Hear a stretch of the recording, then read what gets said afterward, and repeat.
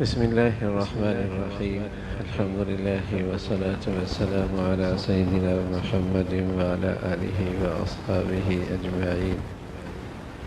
الحمد لله والصلاة والسلام على سيدنا محمد وعلى آله وأصحابه أجمعين. أما بعد فأعوذ بالله من الشيطان الرجيم. بسم الله الرحمن الرحيم. وأنفقوا مما رزقناكم. صدق الله العظيم. اللهم صل على سيدنا محمد النبي الأمي وعلى آله وأصحابه وسلم. اللهم صل على سيدنا محمد النبي الأمي وعلى آله وأصحابه وسلم. میرے معزز مسلمان بزرگوں، عزیز بھائیوں اور امت مسلمہ کی مقدس ماں اور بہنوں، ہمارے جسم کا خالق بھی اللہ ہے اور اس کی ضروریات کا خالق اور مالک بھی اللہ ہے۔ روح بھی اسی نے پیدا کیا ہے اور روح کی غذا کا سامان بھی اسی ذات نے کیا ہے۔ بدن بھی اس کا، روح بھی اس کی، تو پھر بندگی بھی صرف اسی کی ہو۔ ہمارا تو کچھ ہے ہی نہیں۔ بدن بھی اس نے پیدا کیا ہے۔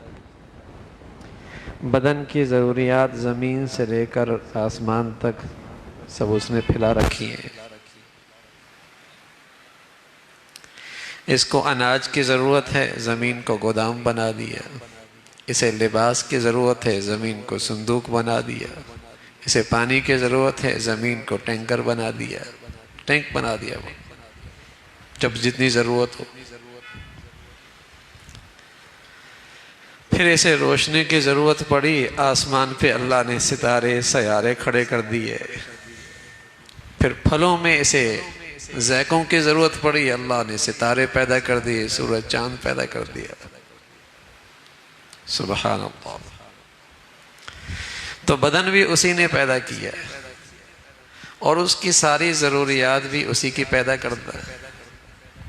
روح بھی اللہ کا ہے لطیف، ہے پاکیزہ، تو اس کی غذا بھی بڑی پاکیزہ ہے۔ اللہ کے اخلاق، اللہ کا پیار، اللہ کی معرفت، اللہ کا تعلق، اس کی غذا بھی بڑی پاکیزہ ہے۔ تو یہ سراپا ہی اللہ کا ہے۔ تو پھر بندہ وہی بندہ ہوتا ہے جو ہمہ وقت اللہ کی بندگی کرنے والا ہو۔ بدن سے بھی اس کی بندگی ہو، آبرو سے بھی اس کی بندگی ہو، مال سے بھی اس کی بندگی ہو۔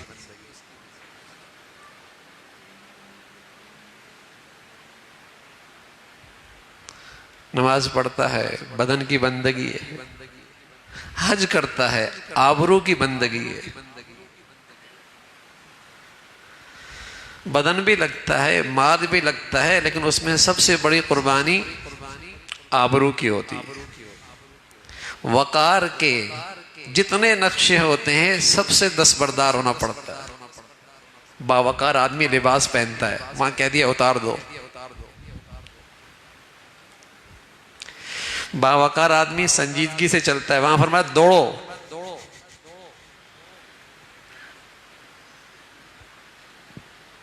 باوقار آدمی اپنے آپ کو بناتا ہے، سنوارتا ہے، فرمایا جوئیں بھی پڑتے ہیں تب بھی بال نہیں کاٹنے، ناخن نہیں کاٹنا۔ وہاں آبرو کی قربانی ہے، بڑی بزرگی کے ساتھ چلتا ہے۔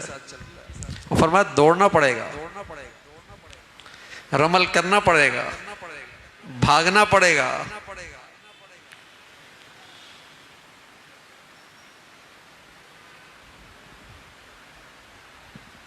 جنگل میں جانا پڑے گا، کفن پہننا ہوگا۔ سبحان اللہ۔ بندہ جو ہے اور بندہ تو تبھی بندہ اچھا لگتا ہے جب وہ ہر قسم کی اللہ کی بندگی کرنے والا ہو.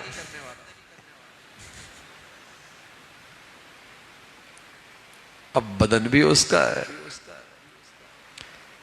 میں تو مالک نہیں ہوں. میرا کام تو یہ ہے کہ اس بدن کو صحیح دیانت کے ساتھ اس کے سپرد کر دوں. اس تو جب بیمار ہوتا ہے تو سنت کیا ہے؟ علاج کراؤ. اسے غذا کی ضرورت ہے، سنت کیا ہے؟ اس کے لیے غذا کا اہتمام کرو.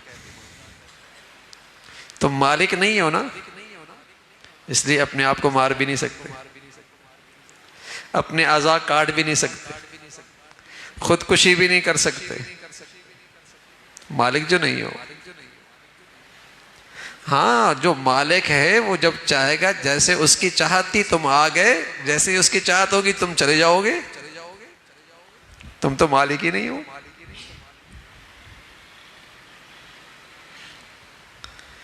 تمہیں حق نہیں ہے اس میں تصرف کرنے کا.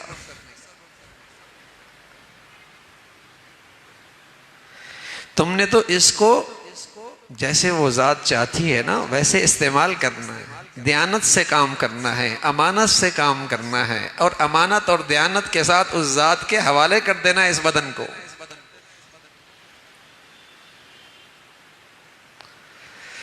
تو بدنی عبادت بھی، آبرو کی عبادت بھی، مال کی عبادت بھی. جب سب کچھ اس کا ہے تو مال بھی اسی کا ہے.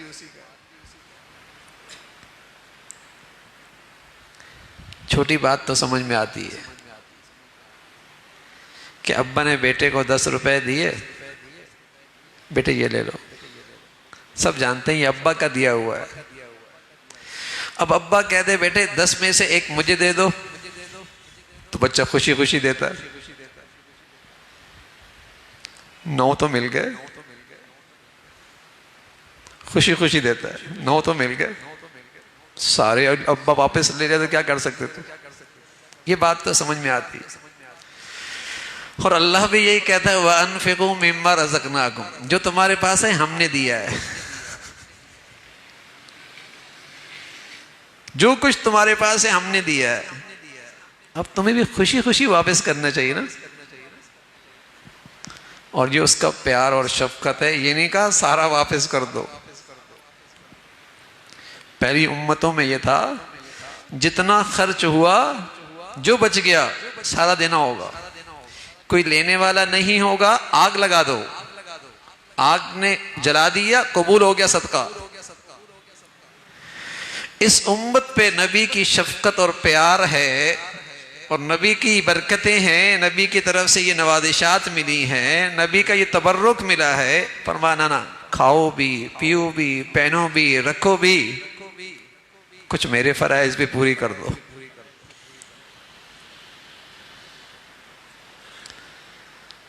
اور کہا بھی یوں، دیکھو تمہاری کمائی نہیں ہے، وَأَنفِقُوا مِمَّا رَزَقْنَاكُمْ، جو ہم نے تمہیں دیا ہے.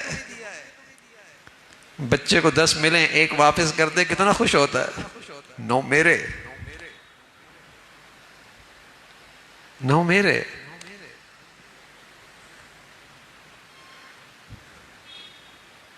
کتنا خوشی خوشی واپس کرتا ہے. تو یہاں بھی یہی انداز ہے، میں نے دیا اب مجھے واپس کر دو. اور واپس سارا نہیں کرنا، آدھا نہیں کرنا، بلکہ اللہ کی بھی عجیب شان ہے، کتنی شفقت ہے. فرمایا جو بالکل ہی تمہاری محنت کے بغیر مل جائے نا، دفینہ کہیں دیگ پڑی مل گئی جنگل میں، بغیر محنت کے مل گئی، فرمایا اس میں 5واں حصہ، 100 ملے تو 20 روپے دے دینا. اور جس میں تم نے تھوڑی کھیتی باڑی کر لی، حالانکہ زمین سے اگاتا تو اللہ ہے، ذائقے تو اللہ پیدا کرتا ہے، رنگ اور کلر تو اللہ دیتا ہے، زمین کے اندر قوت اور طاقت تو اللہ نے رکھی ہے، لیکن تم نے محنت کی نا، کہا کوئی بات نہیں، 100 ہے نا، اس میں 10 روپے دے دو، تمہاری محنت لگی. اور جہاں تم ہر وقت دماغ مارتے ہو تجارت میں، اخلاق سے بھی پیش آنا ہے، دیانت بھی وہ کرنی ہے، امانت سے بھی وہ کام کرنا ہے، سچائی بھی کرنی ہے، گاہک کا خیال بھی رکھنا ہے، مال بھی سنبھالنا ہے، کسی کا زیادتی بھی نہیں ہونے دینی۔ بڑا سر لگتا ہے، دماغ لگتا ہے۔ فرمایا ٹھیک ہے، اب تم کتنا دو؟ 40واں حصہ۔ 40واں حصہ۔ کہیں 100 میں سے 20 کہہ دیے، کہیں 100 میں سے 10 کہہ دیے، اور کہیں 100 میں سے 2.5 روپے کہہ دیے۔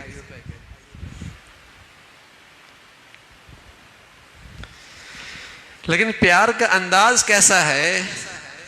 دیکھو، دیا میں نے، وہ خزانہ بھی میں نے دیا، کھیتوں کے اندر بھی میں نے دیا ہے، اور تمہیں دکان سے، کارخانے سے، فیکٹری سے ملتا ہوا نظر آ رہا، دیا ہوا میرا ہی ہے۔ کون سی ایسی کانفرنس ہوئی ہے کہ گاہک تقسیم ہو گئے، تم نے اس دکان پہ جانا ہے، اس پہ نہیں جانا؟ اللہ دلوں میں ڈالتا ہے۔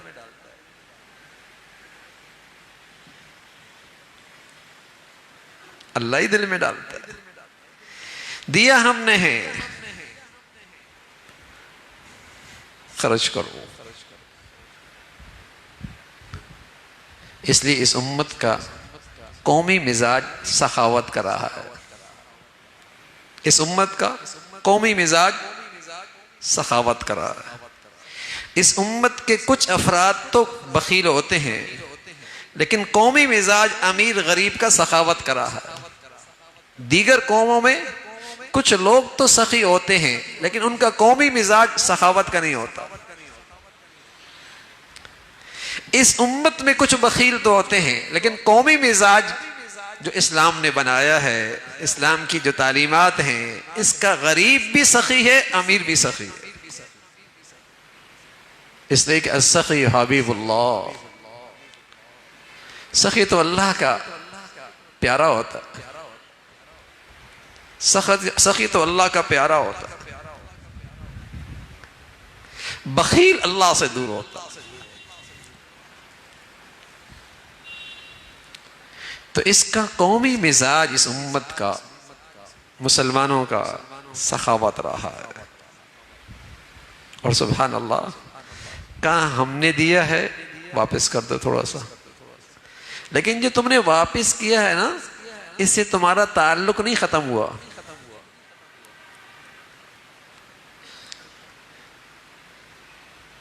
یہ 40واں حصہ جو واپس کیا ہے، یہ کچھ جو ہم نے واپس کیا ہے، اس سے تمہارا تعلق نہیں ختم ہوا۔ دنیا میں تو فرما دیا، کوئی قرض دے تو اس پہ سود نہ لو، اس لیے کہ اس نے قرض لیا ہی اس لیے کہ وہ ضرورت مند ہے، پھر اس کا خزانہ محدود ہے، تم سود لوگے تو اسے بڑی تنگی آئے گی، تکلیف ہوگی، حرام بتایا ہے سود۔ لیکن جب خود قرض لے رہا ہے نا، اللہ کہہ رہا ہے تمہارا تعلق یہ قرض ہے، تو میں تمہیں 10 کا 10 70 گنا دوں گا، اور 70 گنا بھی نہیں، 700 گنا دوں گا۔ فرمایا 700 گنا بھی نہیں، واللہ یضاعف لمن یشاء، اتنا دوں گا کہ جتنا مولا چاہے گا۔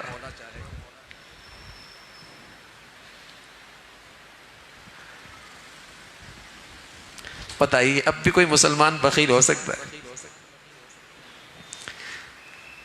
اور اب کوئی بخیل ہوتا ہے تو اپنا نقصان کرتا ہے۔ اللہم آتی ممسکا تلفا، پھر بد دعائیں لیتا ہے فرشتوں کہ اے اللہ جو روک روک کے مال رکھتا ہے نا، تو اس کا مال ہلاک کر دے۔ اللہم آتی منفقا خلفا، اے اللہ جو تیرے راستے میں خرچ کرنا تو اسے اور دے اور دے اور دے۔ ہم اللہ کے نیک بندوں سے دعائیں کراتے ہیں نا، دعائیں کرو۔ اس شخص کے لیے اللہ کی وہ مخلوق جو گناہ بھی نہیں کرتی، فرشتوں کی وہ دعائیں کرتی۔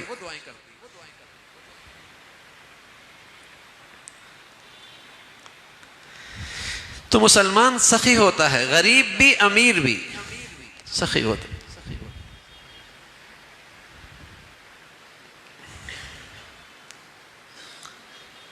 عبد الرحمن بن عوف رضی اللہ تعالیٰ عنہ بڑے تاجر تھے، اور ان کی دولت دو چند آدمی نہیں لے کے آیا کرتے تھے، اونٹوں پہ آیا کرتے تھے۔ اور تجوریوں میں نہیں رکھتے تھے، ڈھیر لگ جایا کرتے تھے. یمن سے آ رہا ہے، شام سے آ رہا ہے، ڈھیر لگ جایا کرتا تھا اشرفیوں کے. لیکن آپ کا طرز عمل کیا ہوتا تھا؟ سبحان اللہ.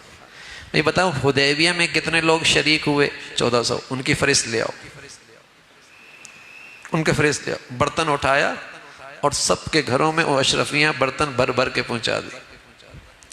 اور وہ بدر میں کتنے لوگ شریک تھے؟ 313. چلو یہ ان کے گھر میں ہدیہ تحفہ دے کے آ جاؤ. اچھا احد میں کتنے تھے؟ اتنے تھے، ان کے گھروں میں دے کے آ جاؤ. اور سبحان اللہ جن کے گھروں میں جاتا وہ بھی کہتے اتنی ہم کیا کریں گے، وہ آگے تقسیم کر دیا کرو. شام ہوتی تو یہ اشرفیوں کا ڈھیر ختم ہو جاتا.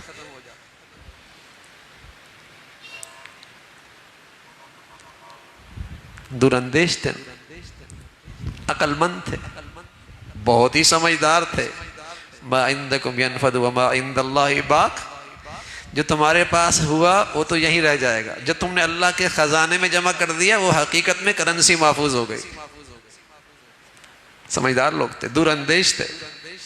جہاں ضرورت زیادہ پڑے گی وہاں زیادہ سرمایہ کاری کیے،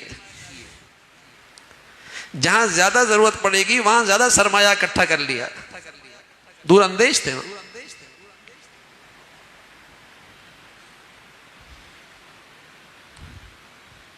حضرت عائشہ رضی اللہ تعالیٰ عنہ، عبداللہ ابن زبیر رضی اللہ تعالیٰ عنہ جو بھانجے تھے آپ کے، حضرت عائشہ رضی اللہ تعالیٰ کے اشرفیوں کی ایک تھیلی بھر کے بھیجی کہ کام آئیں گے. رکھی. ویسے عورت کا دل کمزور ہوتا ہے، خرچ کرنا بڑا مشکل لگتا ہے، لیکن سبحان اللہ یہاں تو مزاج ہی کچھ اور تھا.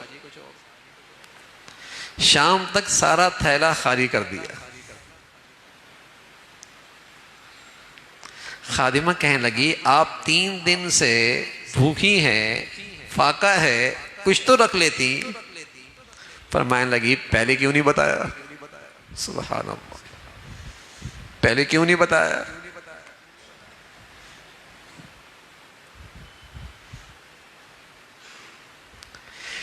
یہ اس امت کا مزاج تھا خرچ کرنے کا. حضرت معاویہ رضی اللہ تعالیٰ عنہ نے جب سلطنت سنبھالی تو حسن رضی اللہ تعالیٰ عنہ کی طرف ایک کاغذ، ایک قلم صاف لکھ کے خالی بھیجا. اور یہ پتہ تھا کہ حسن بڑے سخی ہیں، بڑے سخی ہیں. تو فرمایا اس پہ جتنا آپ سالانہ ماہانہ چاہیں گے لکھ دیں، آپ تک ہر ماہ یا ہر سال پہنچ جایا کرے گا. تو حضرت حسن نے لکھا 1,00,000 درہم سالانہ. سال کے بعد جب آتا تو 3 دنوں میں سارا خرچ کر دیا کرتے تھے. حضرت معاویہ رضی اللہ تعالیٰ عنہ نے جب یہ دیکھا تو فرمایا لا خیر فی الاسراف. اسراف میں تو کوئی خیر نہیں ہے. تو حسن نے جواب دیا لا اسراف فی الخیر. خیر میں تو اسراف ہوتا ہی نہیں. 1,00,000 خرچ کریں، 2,00,000 خرچ کریں، اس میں تو اسراف ہوتا ہی نہیں.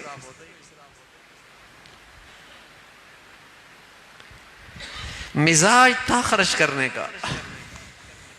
سبحان اللہ.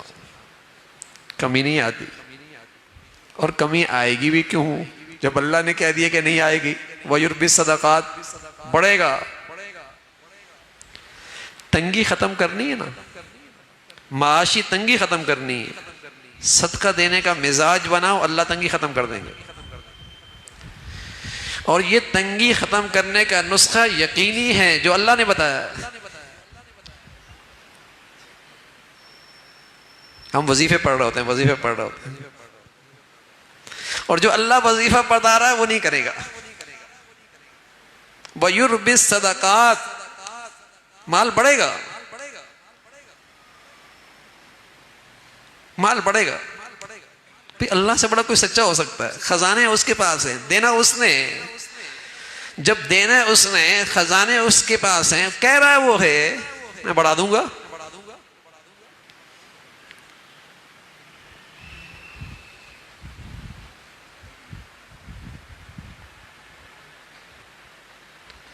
جب بندہ اللہ کے لیے، اللہ کو راضی کرنے کے لیے مال خرچ کیا کرتا ہے نا، تو مالی بدعمالیوں سے محفوظ رہ جاتا ہے، مال میں بدعمالیوں سے محفوظ رہ جاتا ہے۔ جب اللہ کو راضی کرنے کے لیے مال خرچ کرتا ہے تو مالی ذمہ داریاں جو فرائض ہیں، حلال کمائے، جائز کمائے، حرام سے بچے، خیانت سے بچے، ان تمام بیماریوں سے، کمزوریوں سے محفوظ ہو جاتے جب اللہ کو راضی کرنے کے لیے خرچ کرتا اور کثرت سے خرچ کرتا۔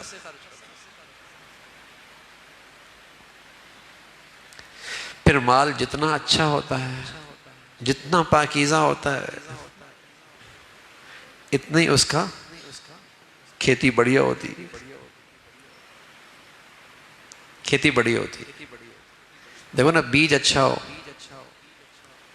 کاشتکاری بھی جانتا ہو، زمین بھی بڑھیا ہو، تو بتائیے جب یہ تینوں چیزیں ہوں گی تو پیداوار بھی بڑی اچھی ہوگی۔ بیج مریل ہو، کاشتکار کتنا ہی اچھا کیوں نہ ہو، زمین کتنی اچھی کیوں نہ ہو، کوئی نہیں پھلانا۔ بیج اچھا ہو، لقمہ حلال ہو، حرام سے کچھ نہیں ملنا، حرام خرچ کرنے سے بھی کچھ نہیں ملنا، حرام خرچ کرنے والا کوئی سخی نہیں ہوا کرتا۔ بیج اچھا ہو اور کاشتکاری بھی جانتا ہو کہ مال بھی پاکیزہ ہو اور اخلاص بھی ہو، اخلاص بھی ہو، اخلاص بھی ہو، بیج بھی اچھا ہو، کاشتکاری بھی جانتا ہو، زمین بھی اچھی ہو۔ کیا مطلب؟ مال بھی اچھا ہو، اخلاص بھی ہو، اور جہاں جس مصرف میں خرچ کر رہا ہے وہ مصرف بھی ٹھیک ہو۔ مال تو بڑا پاکیزہ ہے، اخلاص بھی ہے، لیکن جہالت کی وجہ سے وہاں خرچ کر رہا ہے جہاں نہیں خرچ کرنا چاہیے، گناہ ملے گا۔ صرف خرچ کر لینے کا نام سخاوت نہیں ہے، بس اوقات وبال بن جاتا ہے، بس اوقات پکڑ ہو جاتی ہے۔ ارے میں جہاں خرچ کر رہا ہے وہاں خرچ کرنے کا حکم بھی ہے، وہ مصرف بھی ہے،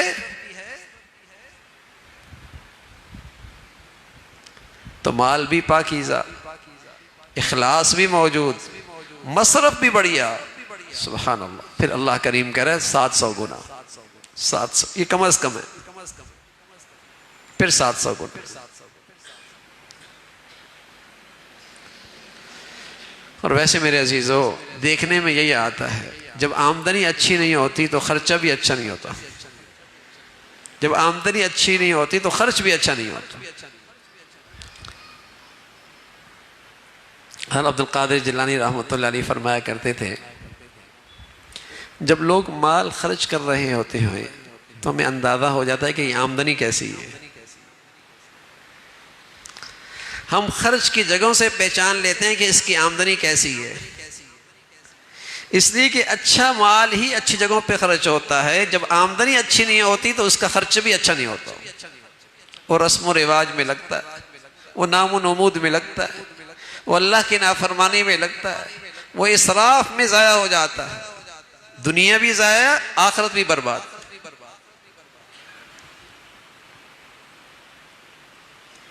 صرف اس لیے خرچ کر رہا کہ لوگوں کی زبانوں پہ میری تعریف ہو، لوگ واہ واہ کہیں، مال بھی ضائع، آخرت بھی برباد۔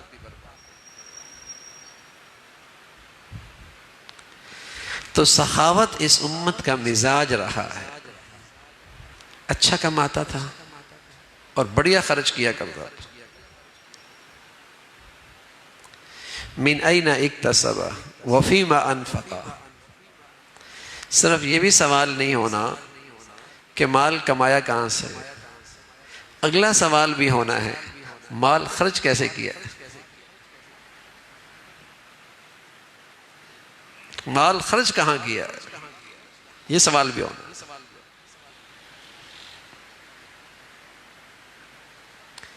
تو مسلمان حلال کماتا تھا اور خوب خرچ کیا کرتا تھا، سخی ہوتا تھا۔ حلال اس لیے کماتا تھا کہ لقمہ حلال یہ اللہ کے پیار کی، اللہ کے قرب کی شرط اول ہے،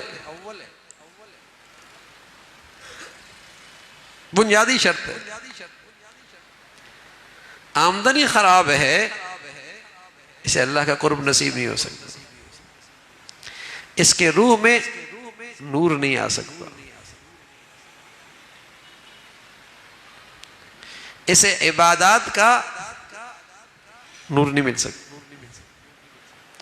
شرط اول ہے حلال، اور جب اللہ نے دے دیا اب بخل نہیں، پھر بھی وبال ہو جائے گا،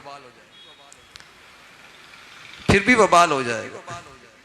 پیارے رسول صلی اللہ علیہ وسلم فرمایا کرتے تھے جس رقم میں زکوٰۃ کی رقم ملی رہتی ہے، جس رقم میں زکوٰۃ کی رقم ملی رہتی ہے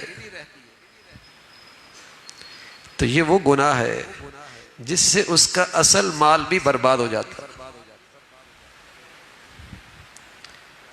علماء نے لکھا مال ملے رہنا کا مطلب زکوٰۃ نہیں دی، زکوٰۃ پوری نہیں دی، ٹال مٹول کرتا رہا، پورے سال زکوٰۃ اس کے پاس رہی تو مسلسل اس کا مال خطرے میں۔ اور دوسری صورت یہ ہے کہ کسی کو زکوٰۃ دے دی اور اس نے کہا غریب کو دے دینا، اس نے اپنے اوپر خرچ کر لیا۔ امیر تھا، اس نے اپنے مال میں اس کو جمع کر لیا تو اس کا اصلی مال بھی ضائع ہو جائے گا۔ زکوٰۃ کا مستحق نہیں ہے، پھر زکوٰۃ کی رقم لے رہا ہے، اپنا اصلی مال بھی برباد کر رہا ہے۔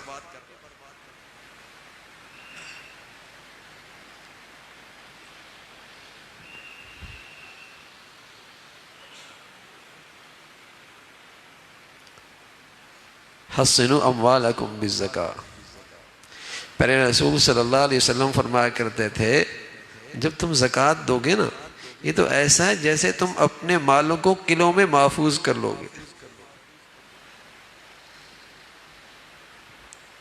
حتیم میں بیٹھے تھے پیارے رسول صلی اللہ علیہ وسلم، خبر آئی فلاں شخص کا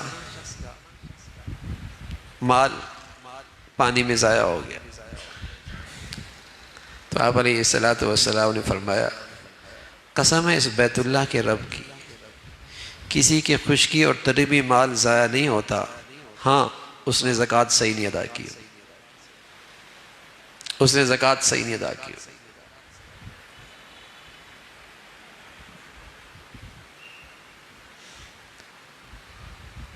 دنیا میں بھی اس کے ثمرات ملتے ہیں، دنیا میں بھی اس کی برکتیں ملتی ہیں،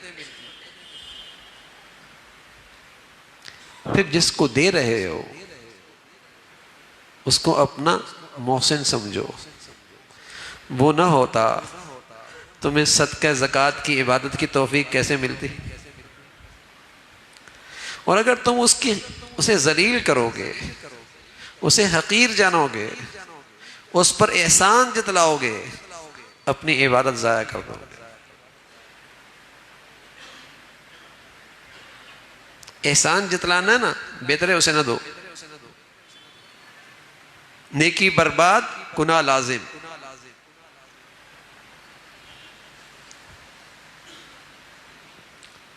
وہ محسن ہے تو ممنون ہو رہا اس کے،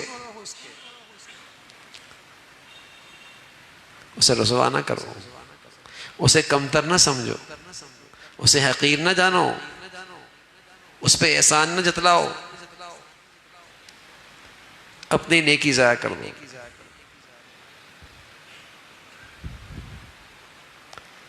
ہاں اللہ کا شکر ادا کرو کہ اس اللہ کریم نے تمہیں مال دیا ہے اور تمہیں مال کی عبادت کی سعادت ملی ہے،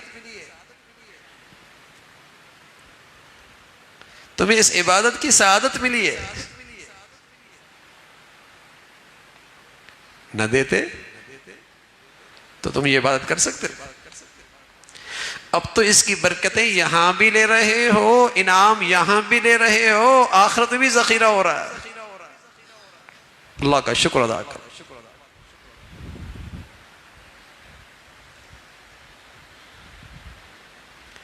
تو مسلمان سخی ہوتا ہے، اور بخل کا بدترین درجہ یہ ہے کہ آدمی فریضہ زکوٰۃ بھی صحیح ادا نہ کرے۔ یہ بخل کا بدترین درجہ، اور ایسے بخیل کے لیے بتایا کہ اس کی دولت، اس کا پیسہ جہنم میں اسے گرم کر کے اس کے پہلوؤں کو اور اس کی پیشانیوں کو داغا جائے گا، اور کہا جائے گا ھذا ما کنزتم لانفسکم، یہ ہے تیرا خزانہ جس کو تو جمع کر کے رکھے کرتا ہو، فذوقوا ما کنتم تکنزون، اب چکھو اس کا مزہ۔ یہ بدترین بخل کی سزا ہے کہ فریضہ زکوٰۃ بھی صحیح ادا نہیں کر پا رہا۔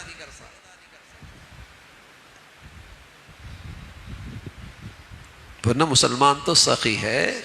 رسول اللہ صلی اللہ علیہ وسلم فرمایا کرتے تھے تمہارے مالوں میں زکوٰۃ کے علاوہ بھی اللہ کا حق ہے، کہ جہاں تقاضا ہے خرچ کرنے کا، جہاں ضرورت ہے دین کو تمہارے پیسوں کی، وہاں خرچ کرنا بھی ضروری ہوتا ہے۔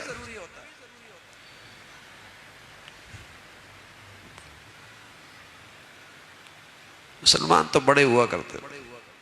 حدیث میں رسول اللہ صلی اللہ علیہ وسلم نے فرمایا ایک آدمی گزر رہا تھا، آپ نے واقعہ سنایا کہ بادلوں سے آواز آ رہی تھی، فلاں اس کے زمین پہ برسنا ہے۔ بادلوں سے ایک آدمی کی آواز آ رہی تھی،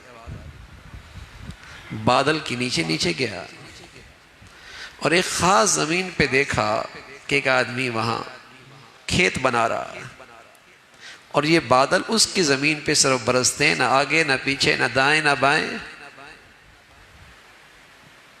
بڑی حیرانگی ہوئی کہ کہاں سے یہ بادل چلا ہے اور اس کی زمین پہ برس رہا ہے، کون سی ایسی خوبی ہے اس میں؟ پوچھا کیا کرتے ہو؟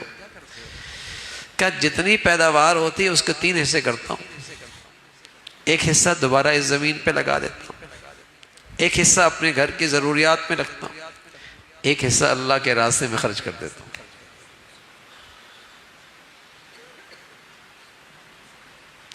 پھر آسمان بھی خدمت کرتے ہیں نا، پھر زمین بھی خدمت کرتی ہے نا، پھر اللہ کی مخلوق بھی خدمت پہ لگ جاتی ہے نا۔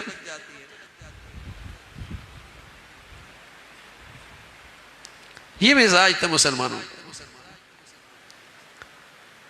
زکوٰۃ تو آخری درجے کی بات ہے،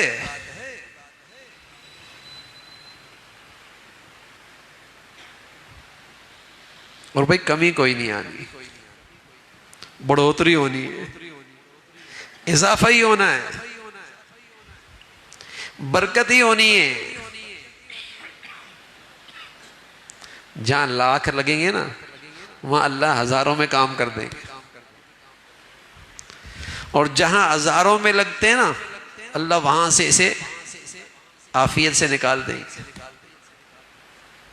اب دنیا دیکھتی ہے کثرت کو، آئے کتنے، ارے میاں کام کتنے آئے، جتنے زیادہ آئے اتنی خواری زیادہ ہوئی۔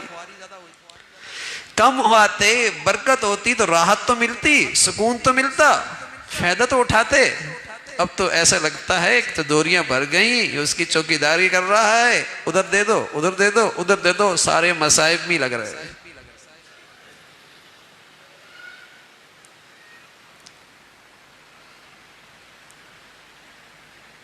کثرت بہت۔ تو جب بدن میں اللہ کا حق پورا ہوتا ہے، بدن میں برکت آتی ہے، جب بدن کے اندر اللہ کی عبادت کر کے بدن کی زکوٰۃ نکلتی ہے، یہ پاک صاف ہونے لگتا ہے، یہ مبارک ہو جاتا ہے۔ مال میں اللہ کا حق نکلتا ہے، مال میں زکوٰۃ نکلتی ہے، مال میں اللہ کے حکم پورے ہوتے ہیں، اللہ اس مال کو مبارک بنا دیتا ہے، اس مال میں برکت آ جاتی ہے۔ پھر جتنا بچتا ہے اللہ رب العزت اسے اس کے لیے مفید بنا دیتے ہیں، اس میں اس کے لیے نفع رکھ دیتے ہیں۔ اور مال میں اس سے بڑا کیا نفع ہوگا کہ اللہ رب العزت اس مال سے ایمان کی حفاظت فرما دیں اور اس مال سے آدمی کو دل کا سکون مل جائے. اس کے مقابلے میں دنیا کی سلطنت ہیچ ہے نا.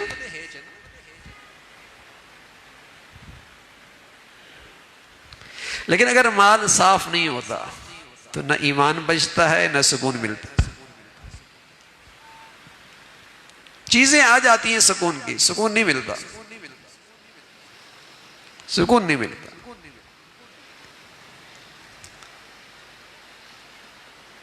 تو میرے عزیزو، سخاوت کا مزاج ہو، خرچ کرنے کا مزاج ہو، اور کس لیے ہو؟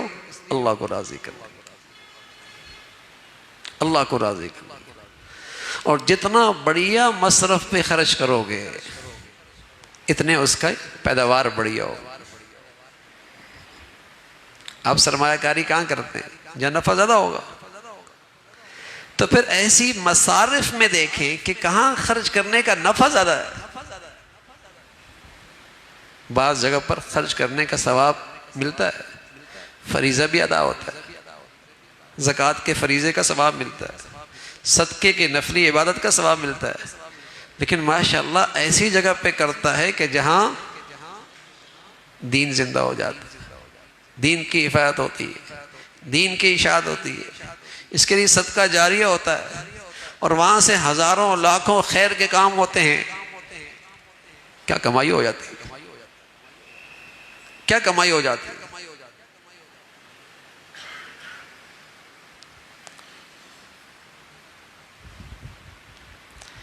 دو قسم کے لوگ ایسے ہیں جن کے بارے میں اللہ کے نبی صلی اللہ علیہ وسلم نے فرمایا کہ انہیں جب دیکھو نا تو رش کرو اور اپنے اندر ایک خواہش پیدا کرو، کاش کہ میں بھی ایسا ہوتا، کاش کہ میری اولاد بھی ایسی ہو. دو قسم کے لوگ، صرف دو قسم کے لوگ جو واقعی رش کے قابل ہیں، غبطہ کے قابل ہیں. صرف دو قسم کے لوگ جنہیں دیکھو تو چاہو، اندر خواہش پیدا، کاش کہ میں ایسا ہوتا. فرمایا ایک وہ خوش نصیب آدمی جسے اللہ نے علم دیا ہے اور اس علم کے لیے وہ لوگوں کو ہدایت کے راستے پہ ڈال رہا ہے، ہدایت کے راستے پہ ڈال رہا ہے. اس علم سے لوگوں کی زندگیوں میں اللہ سے تعلق بنا رہا ہے، لوگوں کو اللہ سے جوڑ رہا ہے، اور اس علم کے مطابق انصاف کے فیصلے کر رہا ہے. ایک تو وہ خوش نصیب آدمی. اور فرمایا دوسرا وہ رجل آتاہ اللہ مالا، جسے اللہ نے مال دیا ہو اور پھر اللہ نے اسے توفیق دیا ہو کہ وہ مال اللہ کی رضا پہ خرچ ہو رہا ہو. فرمایا یہ بھی وہ خوش نصیب ہے کہ اگر کہیں نظر آ جائے نا تو اپنے اندر خواہش پیدا کرو کہ کاش کہ میں بھی ایسی نیکی کرتا، میں بھی ایسی نیکی کرتا. تو ایسے خوش نصیب ہمیشہ رہتے ہیں، ہمیشہ ایسے رہتے ہیں جن کا مال تعمیر کا کام کرتا ہے، تربیت کا کام کرتا ہے، خیر پھیلنے کا ذریعہ بنتا ہے، اور اس کے لیے دنیا آخرت میں نفع کا باعث بنتا ہے. منت میرے عزیزو، مال وبال بنتا ہے. تھوڑا سا مال کیا آ جاتا ہے، یہ اللہ کی بندگی سے ہی دور ہو جاتا ہے. اس کی پیشانیاں اللہ کے سامنے جھکنے سے محروم ہو جاتی ہے، اس کی زبان قرآن کی تلاوت سے محروم ہو جاتی ہے، اس کا اللہ کے گھر میں آنا یہ اس سے محروم ہو جاتا ہے. اور ایک مال ایسا ہے ماشاءاللہ، نعم المال للرجل صالح، وہ مال بہت ہی اچھا ہے جو کسی اچھے اور نیک آدمی کے ہاتھ میں آ جائے. کہ مال کیا آیا، خیر ہی خیر پھیلنے لگ گئی، خیر ہی خیر پھیلنے لگ گئی. نعم المال لرجل صالح. تو پھر یہ مال اس کے حق میں اللہ کا بڑا فضل ہے، بڑا فضل ہے. رسول اللہ صلی اللہ علیہ وسلم کی خدمت میں جب غرباء تشریف لائے اور مالداروں پہ رش کرنے لگے کہ اللہ رب العزت نے دنیا میں بھی انہیں مزے دے رکھے ہیں اور اپنے مال سے اپنا اللہ کو خوب راضی کرتے ہیں، صدقہ خیرات زکوٰۃ نیکی کاموں میں خرچ کرتے ہیں، یہ آخرت میں بھی بڑی اچھے اسٹیٹس کی زندگی گزاریں گے، یہاں بھی بڑے مزے کے وہاں بھی بڑے مزے کے. تو اللہ کے نبی صلی اللہ علیہ وسلم نے ان کے حوصلہ افزائی میں فرمایا تم نماز کے بعد 33 مرتبہ اللہ اکبر الحمدللہ سبحان اللہ پڑھ لیا کرو، تم نیکیوں میں ان امیر لوگوں کے برابر پہنچ جاؤ گے۔ لیکن وہ امیر تو واقعی امیر تھے، اللہ نے مال بھی دیا تھا، عقل اور دانش بھی دی تھی، اللہ نے مال بھی دیا تھا، بصیرت بھی دے رکھی تھی، اللہ رب العزت نے مال بھی دیا تھا اور دور اندیشی بھی دے رکھی تھی۔ وہ نیکیاں انہوں نے بھی شروع کر دی جو غریبوں کو اللہ کے نبی نے بتائیں۔ پھر وہ غریب حاضر ہو کہ یا رسول اللہ وہ نیکی آپ نے ہمیں بتائی ہے، ان مال والوں نے بھی وہی شروع کر دی، پھر یہ ہم سے آگے ہو گئے۔ تو پیارے رسول صلی اللہ علیہ وسلم نے فرمایا ذَلِكَ فَضْلُ اللَّهِ يُؤْتِيهِ مَن يَشَاءُ، یہ مال بھی اللہ کا فضل ہے، اللہ جسے چاہے عطا فرمائے۔ تو یہ بھی بڑی نعمت ہے پھر جس کے حق میں یہ مال فضل بن جائے، ورنہ تو میرے عزیزو وبال ہی رہتا ہے، چوکیداری ہی رہتی ہے، خواری کر دیتا ہے وہ، نہ دنیا میں اس سے فائدہ اٹھا پایا، نہ سکون ملا، نہ راحت ملی، نہ چین ملا، نہ ایمان بچا، نہ آخرت سنوری۔ ارے میاں کیا فائدہ اس دولت کا؟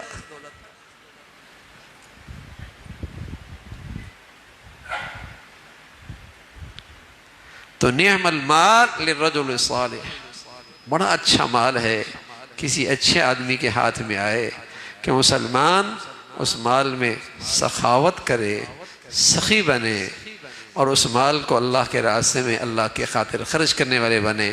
تو میرے عزیزو فریضہ زکوٰۃ یہ تو سخاوت کا آخری درجہ ہے، اور کوئی یہ بھی نہیں دیتا تو بخل کے انتہائی درجے پہ، ورنہ مسلمان مال بھی فریضہ زکوٰۃ بھی اہتمام سے ادا کرتا ہے اور صدقہ خیرات کو بھی اپنے مال میں حصہ جگہ دیتا ہے اور زیادہ سے زیادہ خرچ کر کے اپنی اللہ سے مال کی برکتیں لیتا ہے، مال کی برکتیں۔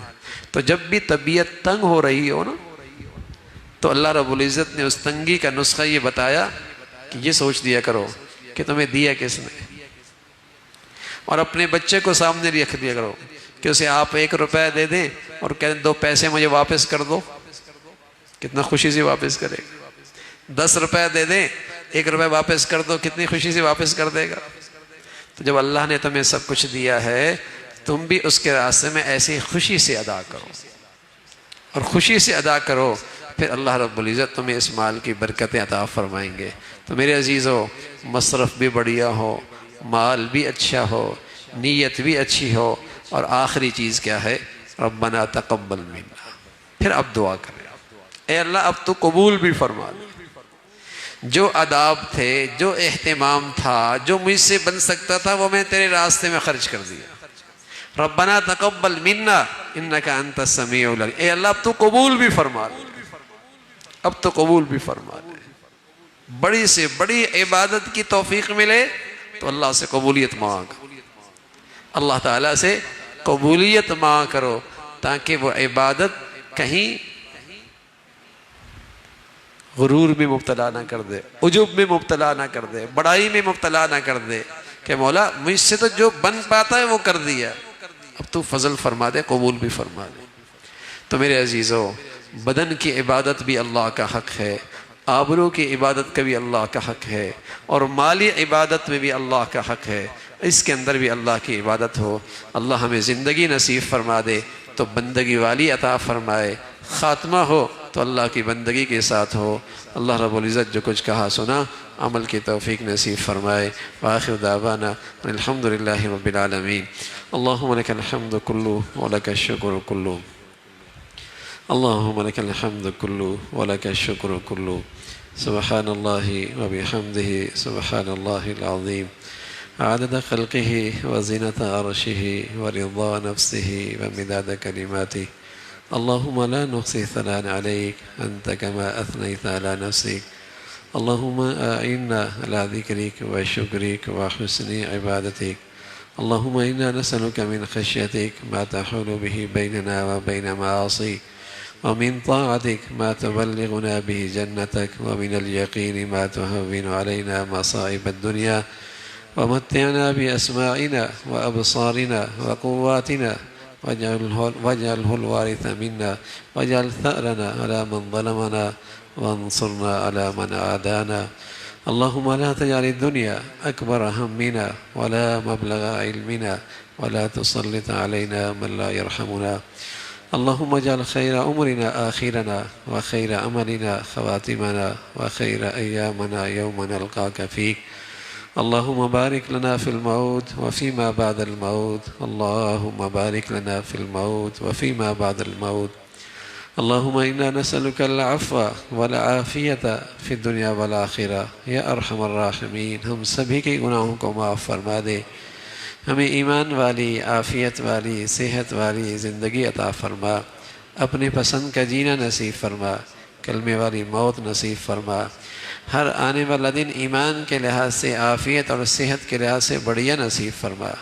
مولا کریم زندگی برکت والی عطا فرما، رزق برکت والا عطا فرما، صحت برکت والی عطا فرما، اپنی نعمتوں میں برکتیں عطا فرما. یا ارحم الراحمین بری زندگی سے، بری موت سے، برے حالات سے، بری صحبت سے محفوظ فرما. حادثات، سانحات، موذی اور دہرپا بیماریوں سے، ہسپتالوں کی زندگی سے محفوظ فرما.